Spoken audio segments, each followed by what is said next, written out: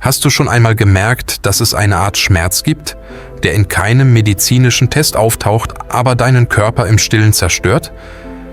Die Wissenschaft hat gerade enthüllt, dass Einsamkeit nicht nur ein Gefühl ist, sie wirkt wie ein langsames Gift, das dein Gehirn, dein Herz und sogar deine Atmung verändert. Das Beängstigendste? Die meisten Menschen merken nicht einmal, dass sie betroffen sind, bis die Anzeichen völlig außer Kontrolle geraten. Bleib unbedingt dran, denn in den nächsten Minuten wirst du erfahren, was Einsamkeit wirklich in deinem Körper anrichtet und warum es gefährlicher ist, das zu ignorieren, als du dir vorstellen kannst. Einsamkeit verändert das Gehirn auf eine Weise, die viele Menschen niemals persehbar wollen. Wenn du dich über einen längeren Zeitraum isoliert fühlst, beginnt dein Gehirn, die Welt um dich herum als potenzielle Bedrohung zu interpretieren. Die Amygdala, das Zentrum für Angst und Gefahr, wird überaktiv und reagiert auf Situationen, die eigentlich harmlos sind. Dadurch fühlst du dich schneller angespannt, gereizt oder überfordert, selbst wenn äußerlich alles ruhig scheint. Gleichzeitig wird der präfrontale Kortex, der für rationale Entscheidungen und emotionale Kontrolle verantwortlich ist, geschwächt. Das bedeutet, je einsamer du wirst, desto weniger gelingt es dir, klar zu denken oder deine Gefühle zu regulieren. Und das Fatale daran ist, dass dieser Prozess schleichend beginnt. Die meisten Menschen merken erst sehr spät, dass sich ihre Reaktionen unverändert haben. Studien zeigen, dass das Gehirn eines einsamen Menschen die sozialen Signale anderer falsch interpretiert, oft negativer, als sie gemeint sind. Ein neutraler Blick kann plötzlich wie Ablehnung wirken, ein ruhiger Moment wie ein Warnsignal. Als würde das Gehirn permanent im Überlebensmodus laufen, auch ohne echte Gefahr. Gleichzeitig steigt der Cortisolspiegel, das Stresshormon, das wie eine unsichtbare Flut alles im Körper überschattet. Und je länger dieser Zustand anhält, desto tiefer brennen sich diese Veränderungen in die neuronalen Verbindungen ein. Dein Gehirn beginnt, Einsamkeit als neuen Normalzustand zu interpretieren. Genau das macht diesen Zustand so gefährlich. Je länger man isoliert ist, desto stärker lernt das Gehirn, die Isolation zu akzeptieren. Und desto schwieriger wird es, diese Schleife zu durchbrechen. Viele Menschen glauben, dass Einsamkeit nur ein emotionaler Zustand ist, etwas, das man mit Ablenkung oder Willenskraft überwinden kann. Doch auf neurologischer Ebene ist sie ein Prozess, der den gesamten Organismus neu programmiert. Und was als simples Gefühl beginnt, verwandelt sich langsam in ein Muster, das deine Wahrnehmung, deine Entscheidungen und dein gesamtes Verhalten beeinflusst. Wenn du also das Gefühl hast, dass sich deine Reaktionen verändert haben, dass du Menschen anders wahrnimmst oder häufiger in Alarmbereitschaft bist, könnte das ein Zeichen dafür sein, dass dein Gehirn still und heimlich versucht, mit der Last der Einsamkeit umzugehen, oft viel früher als du denkst. Einsamkeit greift nicht nur das Gehirn an, sie beeinflusst auch dein Herz im wahrsten Sinne des Wortes. Studien zeigen, dass soziale Isolation das Risiko für Bluthochdruck, Herzrhythmusstörungen und sogar Herzinfarkte deutlich erhöht.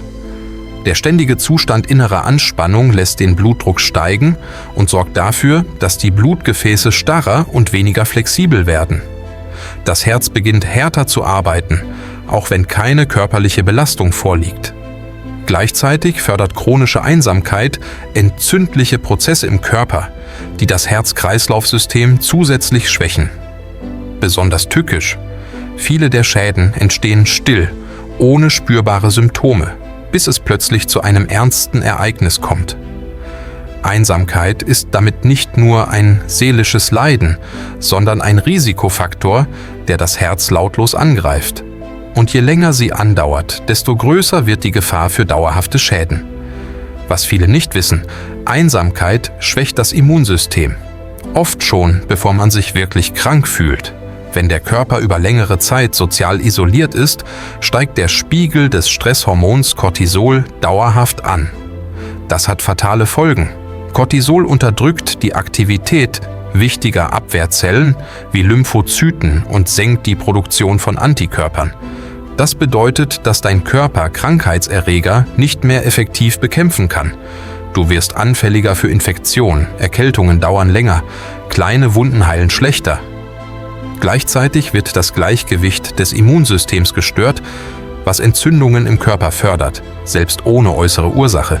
Dieses unterschwellige Entzündungsgeschehen steht im Verdacht, an der Entstehung chronischer Krankheiten wie Diabetes, Autoimmunerkrankungen und sogar Krebs beteiligt zu sein. Besonders tückisch ist, dass viele Menschen diese Veränderungen nicht spüren, sondern erst dann reagieren, wenn die Beschwerden ernst werden. Der Körper sendet Warnsignale, aber in der Stille der Einsamkeit gehen sie oft unter. Und so arbeitet das Immunsystem still im Notbetrieb, während nach außen alles normal wirkt. Wer also über längere Zeit häufiger krank ist, ständig müde bleibt oder sich abgeschlagen fühlt, sollte nicht nur an körperliche Ursachen denken, sondern auch an die stille Wirkung der Einsamkeit auf die Abwehrkräfte. Einsamkeit lässt uns nicht nur traurig fühlen, sie lässt uns biologisch schneller altern. Forschungen zeigen, dass soziale Isolation den Alterungsprozess auf zellulärer Ebene beschleunigt. Der Schlüssel liegt in den sogenannten Telomeren, den Schutzkappen an den Enden unserer Chromosomen. Bei jedem Zellteilungsprozess verkürzen sich diese Telomere ein wenig. Ein natürlicher Vorgang. Doch chronischer Stress, wie er bei Einsamkeit entsteht, beschleunigt diesen Prozess erheblich.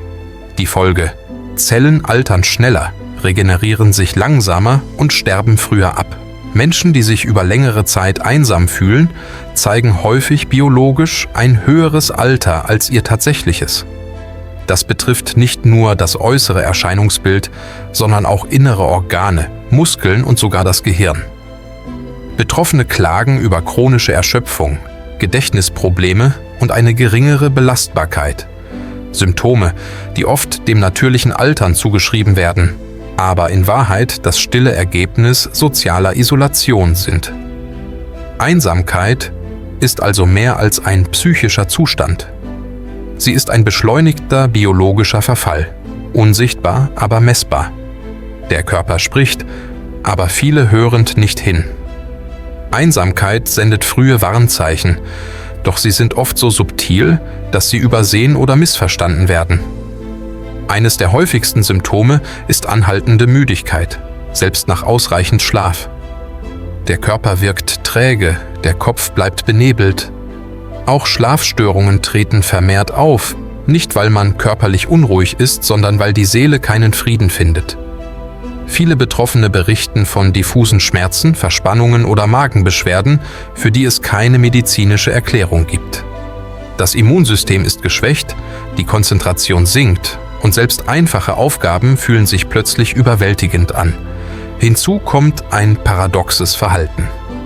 Obwohl sich Einsamkeit schmerzhaft anfühlt, zieht man sich oft noch weiter zurück, aus Angst vor Zurückweisung, aus Scham oder aus dem Gefühl, nicht dazuzugehören. Dieser Rückzug verstärkt die Isolation und macht es immer schwerer, Hilfe anzunehmen. Wer diese Signale ignoriert, riskiert in einem Kreislauf aus körperlichem Verfall und emotionalem Rückzug gefangen zu bleiben. Deshalb ist es entscheidend, die Sprache des Körpers ernst zu nehmen. Sie ist oft der erste Hilferuf, lange bevor wir es selbst erkennen.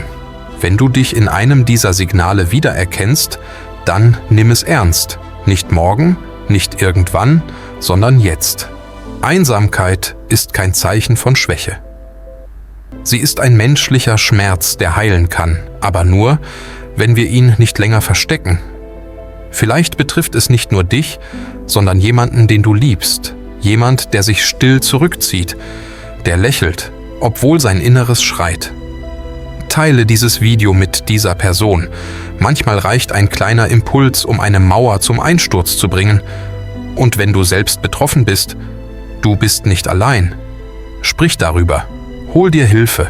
Gib dir selbst die Erlaubnis, wieder Nähe zuzulassen. Denn Heilung beginnt dort, wo wir aufhören zu schweigen. Und genau da beginnt auch deine Rückkehr ins Leben.